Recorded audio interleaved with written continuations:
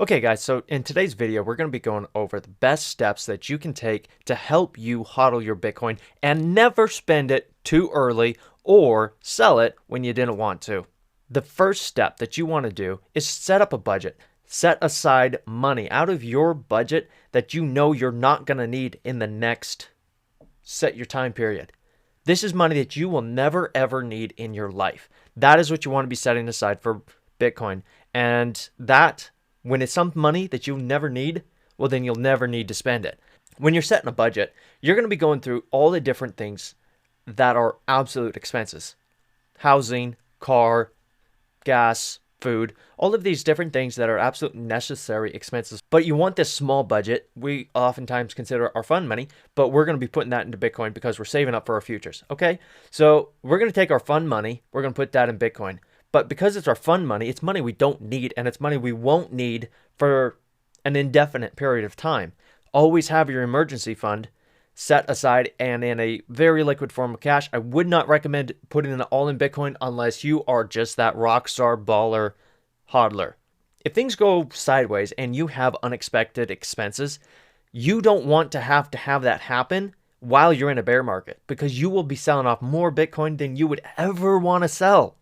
So never take your emergency fund and put that in Bitcoin unless you are willing to wreck your entire way of life and potentially be forced to sell all of your Bitcoin. And I hope to never do that. So that is why this video is super important. That is why I'm going over 6 things to help us stay hodling, to help us hold onto our Bitcoin so we never have to sell one of the most precious assets in the world. And that is the most important and crucial key to get. If you are overspending, you will get wrecked. If you're underspending, you will regret.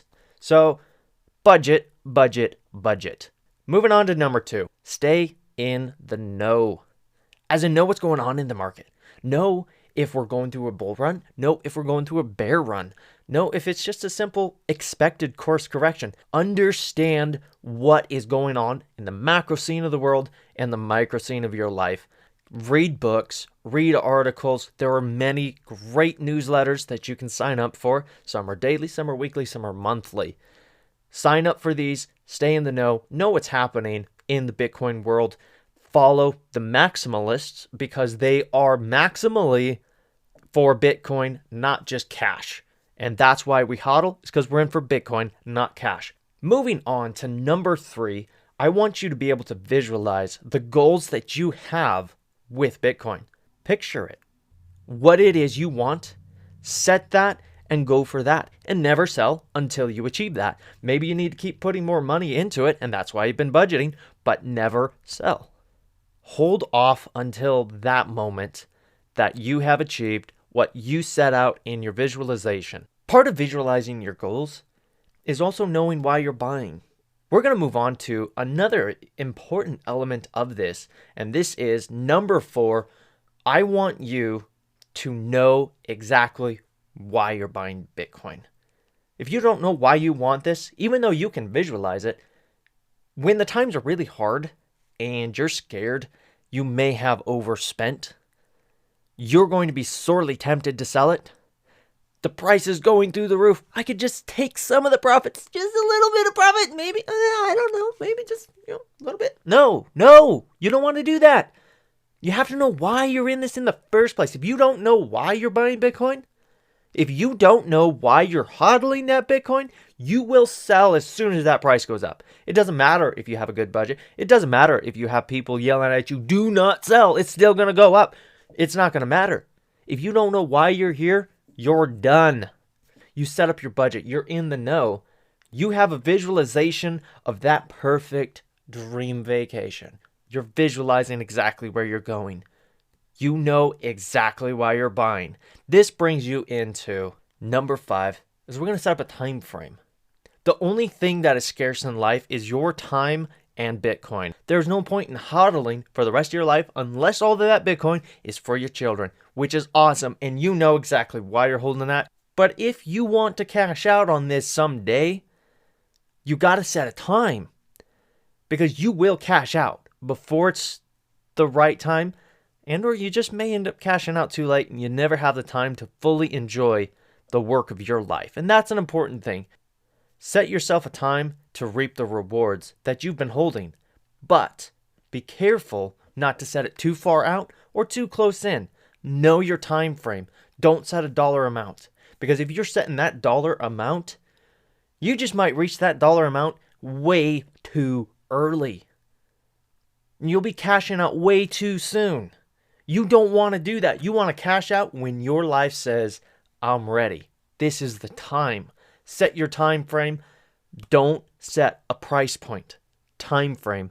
Be strong. This is how you hodl hard. Now that we have our time set and we know exactly when we're going to retire, reap the benefits, and or whatever it is you plan to do with your Bitcoin, now that we've got that time frame set up, we're going to move on to one of the most important steps. And this is something that helps keep us from, well, a moment of weakness, is we're going to go with cold storage and multi-sig. Yes, it's a very important element to have. And here's why. If you had some water and you didn't want to drink it right away, you wanted to save it, what's the best way to save that? You put it in a freezer and freeze it so you can't drink it immediately whenever you want it. So we're going to take our Bitcoin and we're going to pull it off the network. We're going to keep it in cold storage. We're not going to keep it in hot wallets. We're not going to make it easily accessible and spendable. That's why we're also going to set up multi-signature wallets. This is where you have to have more than one signature to open this wallet and spend it. By having this in place, we then can hand off these other keys to other people, say a lawyer, a trusted partner, maybe even another location, perhaps a second home that we have, another location at our parents' place, somewhere to where if we have a moment of weakness, we have to go around, collect our keys, take it off the network, then bring it to an exchange. We have a couple of steps in place to make us think, do I really want to do this? Do I really want to do this? By going through all these different steps, we then have our Bitcoin, the world's most liquid asset, just slightly less liquid. That is what helps us from spending and or selling at a moment of weakness. Never keep it on an exchange. Never keep it readily available to spend because we're holding for a long time. We have our time frame. We have our time frame set, so we don't need to worry about having Bitcoin easily available until our time frame is met.